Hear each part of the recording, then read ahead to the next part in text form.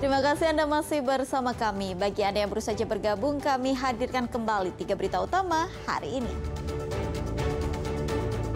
Bukit Batu Kapur setinggi 250 meter longsor hantam 3 rumah warga. Sejumlah perjalanan kereta dibatalkan akibat kereta anjlok. Uang tiket penumpang dikembalikan. Bus antar kota antar provinsi alami kecelakaan di Jalan Tol Semarang Batang, 3 penumpang tewas.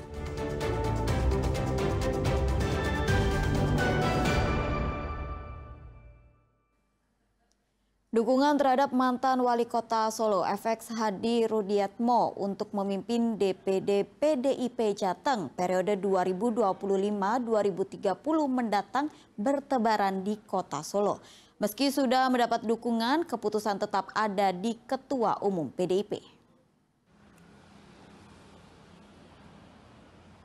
Sejumlah spanduk dukungan kepada mantan wali kota Solo FX Hadi Rudiatmo untuk memimpin DPD PDIP Jateng periode 5 tahun mendatang mulai terlihat di sudut-sudut kota Solo. Dukungan kader juga terlihat di acara Jalan Sehat yang diadakan Partai PDIP dalam memperingati Sumpah Pemuda. Para peserta ikut gerak jalan dengan kaos bergambar Rudi. Meski mendapat dukungan, wewenang pemilihan Ketua DPD PDIP Jateng ada di tangan DPP dan Ketua Umum Partai. Dirinya kini fokus menjalani tugas sebagai PLT Ketua DPD hingga terpilihnya Ketua baru. Dan dirinya pun siap ditugaskan di mana saja jika mendapat mandat partai. Nah, saya itu tidak ngerti kok malah itu mau mendukung ya terserah, tidak juga nggak masalah bagi saya. Karena saya tugasnya pelaksanaan tugas ya saya lakukan aja sesuai dengan harapan dari Ketua Umum untuk turun ke bawah. Kongres undangannya memang tidak seperti biasanya. Yang biasanya bottom up, Kongres ke-6 ini semua top down untuk menjaga soliditas seluruh kader partai. Mulai dari DPD, DPC, nanti mesti keturun ke bawah juga sama. Tinggal kewenangannya yang akan menentukan. Kalau DPD dan DPC itu DPP menentukan, Ketua Umum menentukan siapa besok calon ketuanya. Bursa calon Ketua DPD PDIP Jateng sendiri diramaikan dengan munculnya sejumlah nama. Mereka adalah FX Hadi Rudiatmo, PLT Ketua DPD PDIP Jateng, Pinka Maharani, Putri Ketua DPR RI Puan Maharani, Sumanto, Ketua DPRD Jateng, Agustina Wilujeng, Wali Kota Semarang, Hendrar Prihadi, Andika Perkasa Mamtan, Panglima TNI, dan Abang Baginda Muhammad Mahfuz Hasibuan, Ketua Fraksi DPRD PDIP Jateng. Heri Prasio melaporkan dari Solo.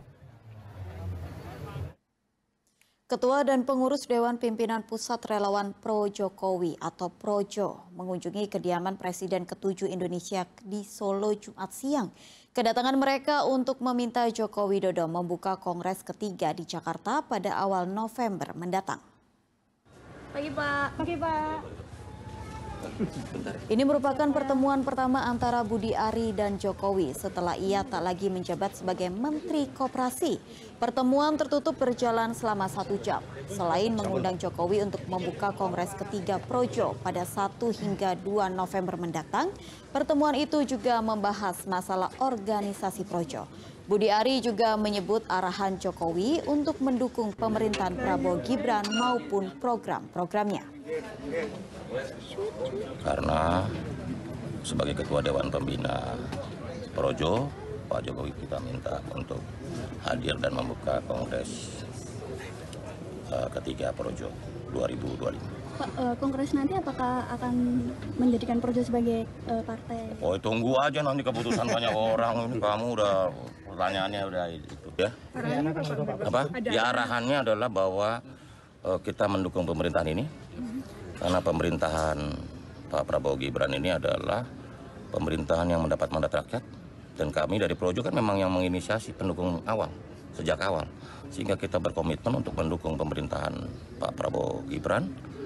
Dan juga bagaimana pemerintahan ini sukses untuk kemajuan bangsa dan juga untuk pemanfaatan bagi rakyat. Pemerintah Provinsi Jawa Tengah dan Pemerintah Provinsi Jawa Timur menandatangani 10 nota kesepahaman atau kerjasama. Isinya soal perjanjian kerja untuk peningkatan ekonomi daerah. Penandatanganan kerjasama itu dilakukan di Gedung Negara Gerahadi, Surabaya, antara Gubernur Jawa Tengah Ahmad Lutfi dan Gubernur Jawa Timur Kofifa Indar Parawangsa. Kerjasama ini adalah bentuk dari pemerintahan kolaboratif yang diharapkan mampu memperkuat ekonomi di kedua provinsi. Sejumlah potensi ekonomi yang dapat dikolaborasikan diantaranya pemenuhan kebutuhan susu dan gula kristal. Telah melakukan kerjasama MOU yang untuk meningkatkan kegiatan-kegiatan untuk menumbuh kembangkan ekonomi baru di wilayah Jawa Timur dan Jawa Tengah. Dan MOU ini harus kita tindak lanjutin, tidak hanya OPD-nya, tetapi juga beberapa BUMD, berikut Kadin, berikut HIPMI, sehingga secara tidak langsung antara dua provinsi ini akan tumbuh ekonomi baru di beberapa sektor yang akan kita laksanakan. Tentu harapan kita sinergi, kolaborasi. Banyak sektor-sektor yang potensinya besar di Jawa Tengah dan kita membutuhkan. Sebaliknya ada sektor yang Jawa Tengah masih membutuhkan dari Jawa Timur. Saya rasa ini adalah bentuk sinergi dan kolaborasi. Imbas anjloknya kereta api Purwojaya di wilayah Bekasi berdampak pada jadwal keberangkatan perjalanan kereta jarak jauh di stasiun Tegal.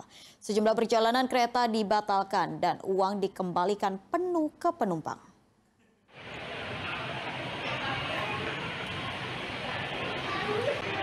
Penumpang kereta tujuan Tegal Jakarta dan Semarang Jakarta terpaksa harus mengembalikan tiket perjalanan mereka imbas anjloknya kereta api Purwojaya di wilayah Bekasi.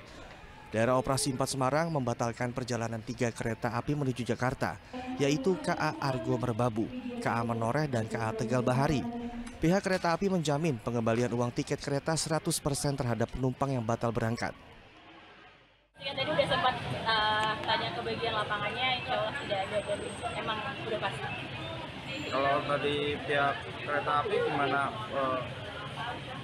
Ada kompensasi atau apa pemberitahuannya? Mereka kasih kompensasi, Mas. Maksudnya untuk yang kereta benar-benar fix dibatalkan oleh pihak mereka 100% kembali tiketnya.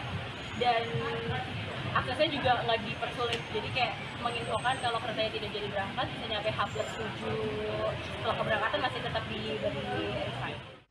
Sebelumnya pada Sabtu siang kereta api penumpang Purwojaya jurusan Gambir Kroya anjlok di wilayah Bekasi.